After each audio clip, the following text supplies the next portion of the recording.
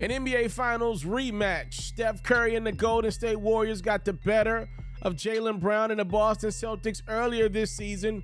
Who shall win the second and final matchup between these two teams in the regular season?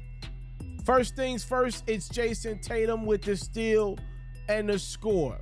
Second things second is Steph Curry for 3. 2-point game early on.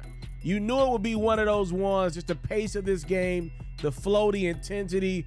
It felt like a playoff game. Tatum struggled from the field, but did get that three-pointer to go. He was just 9 of 27 from the field, though.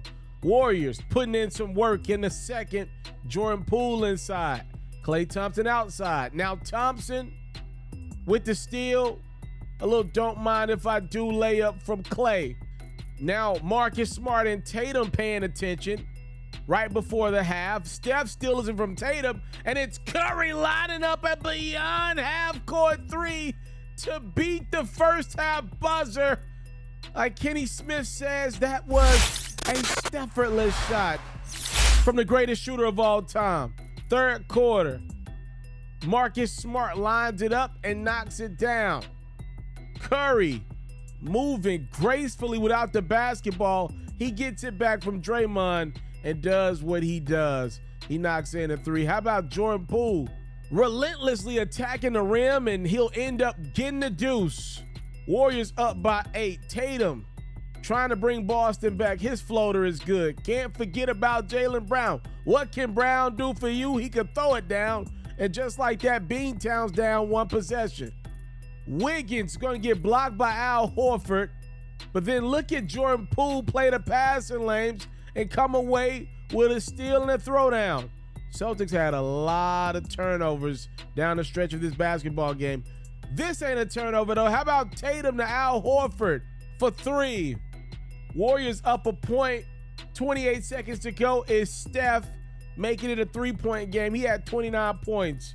Boston could use a 3 to tie this game up, and Jaylen Brown delivers. We're tied at 106. Brown will get a shot to win this bad boy with half a second left.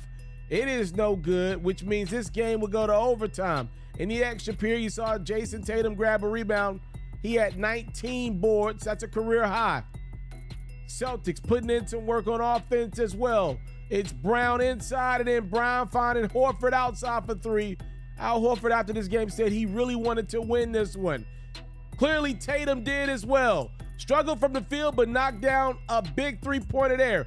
Boston's up 6, but trying to get his game away. Off the inbound, they turn it over. Poole finds DiVincenzo for 3.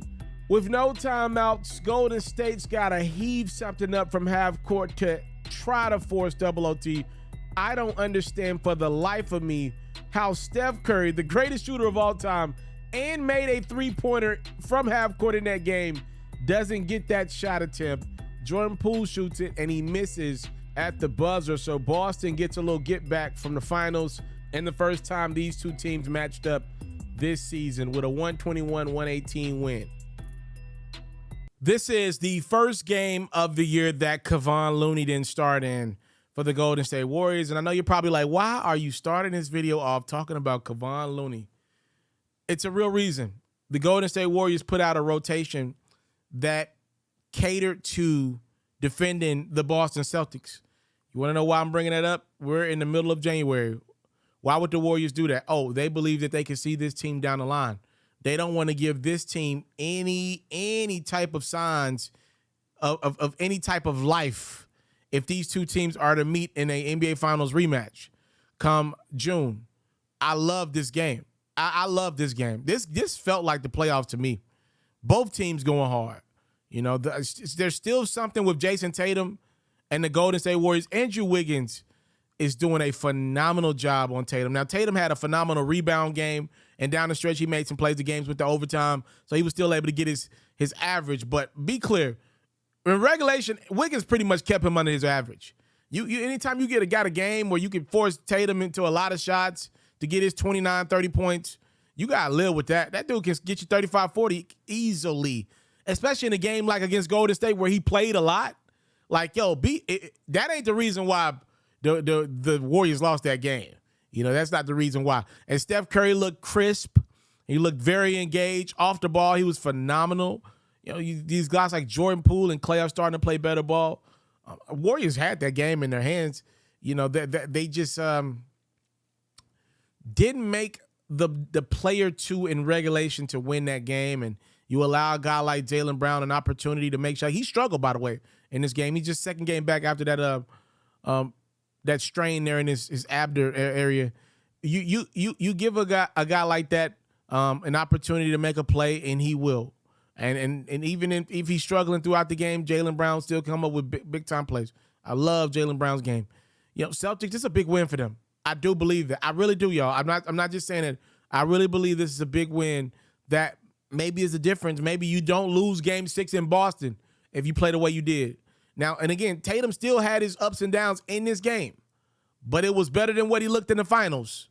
This outside of maybe like one game.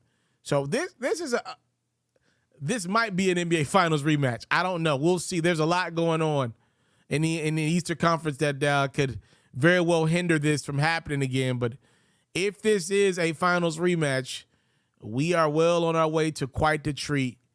Warriors, Celtics, they take it to OT. This game was probably better than any NBA Finals game that they had, actually.